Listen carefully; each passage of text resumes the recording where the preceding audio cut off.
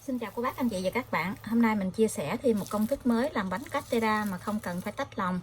Với bánh này thì nó rất là mềm luôn, mà bánh cực kỳ thơm luôn á. Cô bác anh chị và các bạn xem thấy thích thì mình cùng làm nha.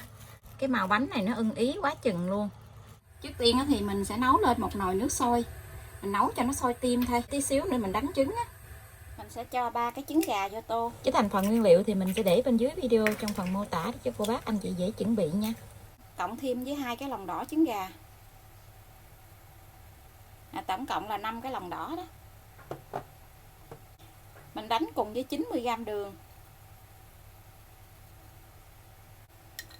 Và mình có thêm 30g mật ong. Mình cho mật ong vô trong này mình đánh luôn. Một tí xíu tinh chất vani.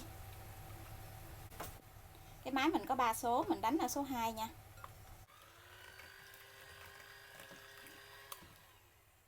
Cái trứng này cô bác anh chị đánh cho nó tan ra rồi mình hãy để lên trên cái nồi nước nóng. Bây giờ thì mình sẽ đánh bông cái trứng này lên. Cái máy của mình nó có 3 số thì mình đánh ở số 2.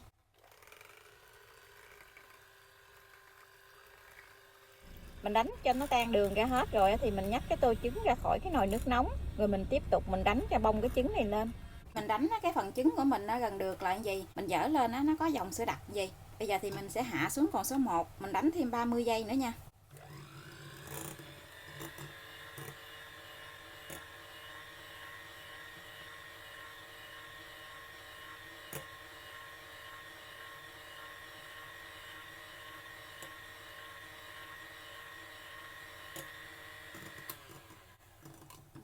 Cô bác anh chị đánh mình dở cái que đánh trứng lên á, mình viết chữ lên trên cái mặt trứng gì mà nó không lan ra liền là được.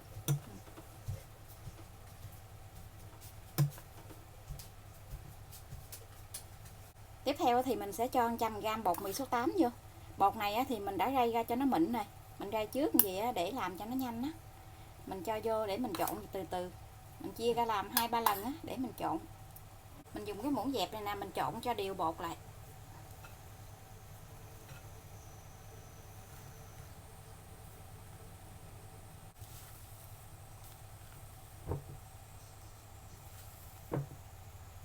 Mình trộn đều bột lại rồi thì mình sẽ cho 25ml sữa tươi không đường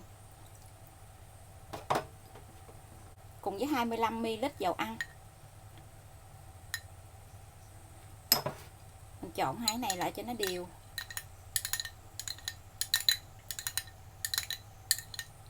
Mình sẽ lấy một miếng bột nè, mình trộn chung với dầu ăn với sữa, trộn cho nó đều ra. Mình trộn trước gì mình cho vào trong bột á thì cái dầu ăn với sữa này nó không có chìm xuống với cái đáy tô. Rồi mình cho hết cái phần này vô trong bột. Rồi mình trộn cho nó đều lại một lần nữa.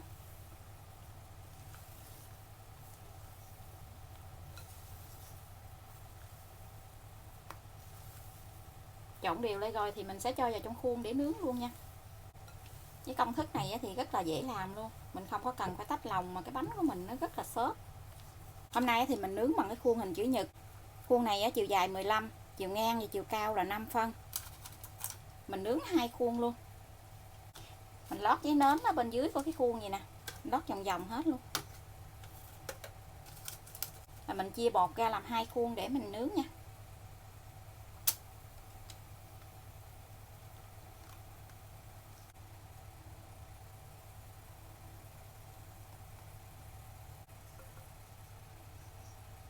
Lấy cái khuôn nè, mình thả xuống với cái bàn vài cái để cho nó bể cái bọt bóng ở bên trên á. Vậy thì mình sẽ cho vào trong lò để nướng luôn. Mình cho lên trên một cái khuôn nướng lớn. Bánh này thì mình không có nướng cách thủy đâu, mình để lên trên cái khuôn gì để cho cái phần đáy khuôn nó dày chút xíu á. Lò nướng thì mình đã làm nóng trước 15 phút rồi. Lò nhà mình có 3 ngăn, mình nướng ở ngăn thứ 3, tức là ngăn dưới của lò. Mình nướng ở 140 độ C, mở 2 lửa, tức là 2 thanh nhiệt, lửa trên và lửa dưới. Thời gian mình nướng là 45 phút, không cần mở quạt, cô bác cam nhiệt độ nóng của lò nhà mình nha. Mỗi một cái lò nướng thì nhiệt độ nó khác nhau á. Bánh của mình nó nở lên cao coi nè, nhìn quá chừng đẹp luôn. Cái màu bánh nó vàng ươm luôn á. Bánh mình bây giờ đã nướng xong rồi. Bây giờ thì mình sẽ hé cửa lò ra, mình để cái bánh ở trong lò thêm 3 phút nữa thì mình nó lấy ra nha. Với cái bánh này thì cô bác anh chị để cho cái mặt bánh nó có màu vàng nâu gì thì mới đẹp, ăn nó rất là thơm luôn. Mình sẽ lấy cái bánh ra. Wow, cực kỳ thơm luôn. Mình lấy ra thì mình gỡ luôn giấy nến này ra luôn nè.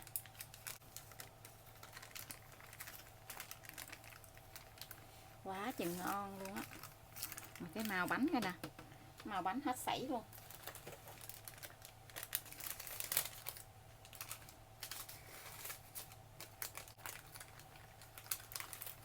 Wow, coi nè, quá chừng mê cái bánh này luôn. Mình lấy hết cái giấy nến này ra luôn nha.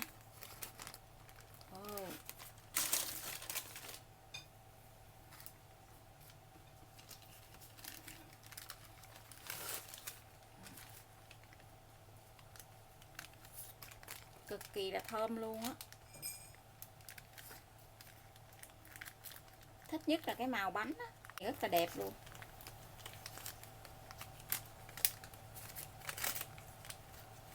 Wow, đây nè. Mình lấy cái bánh ra thì cái bánh nó cũng đã vừa nguội tới vậy. Mình lấy cái màng bọc thực phẩm á, mình gói lại luôn.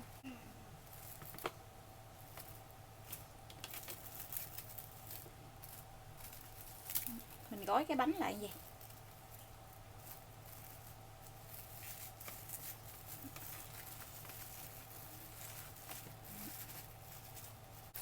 Mình đậy cho nó kín lại vậy nè. Đó. Để cho nó giữ cái độ ẩm của bánh á. Mình lật úp xuống để cho cái mặt bánh nó thẳng. Đó. Bánh mình bây giờ đã nguội rồi. Mình sẽ cắt cái bánh ra cho cô bác anh chị xem cái độ xốp của bánh nha. Ôi, ngon quá chừng luôn á. Đây nè. Mình sẽ cắt cái ghìa bánh nó đi. Cái ghìa bánh này nó dính trong cái nến á, cho nên nó cái bánh của mình nó sẽ không có đẹp. Nếu như ở nhà mình ăn á, thì mình cứ để nguyên. Còn cô bác anh chị làm mà tặng cho bạn á, thì mình cắt cái ghìa bánh này nè, để cho cái bánh của mình nó đẹp á. Ôi, cái bánh của mình nó xốp.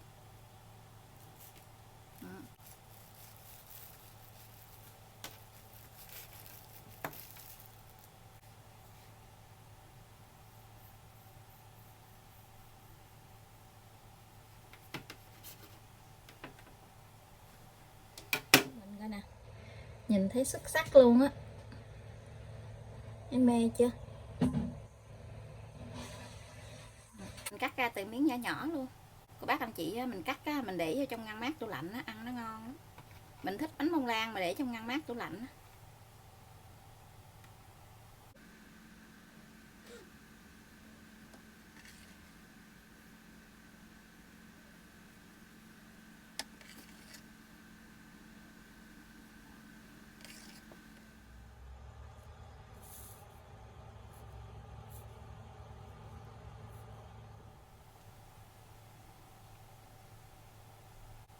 Bây giờ thì mình xin chào tạm biệt. Hẹn cô bác anh chị và các bạn lại video tiếp theo.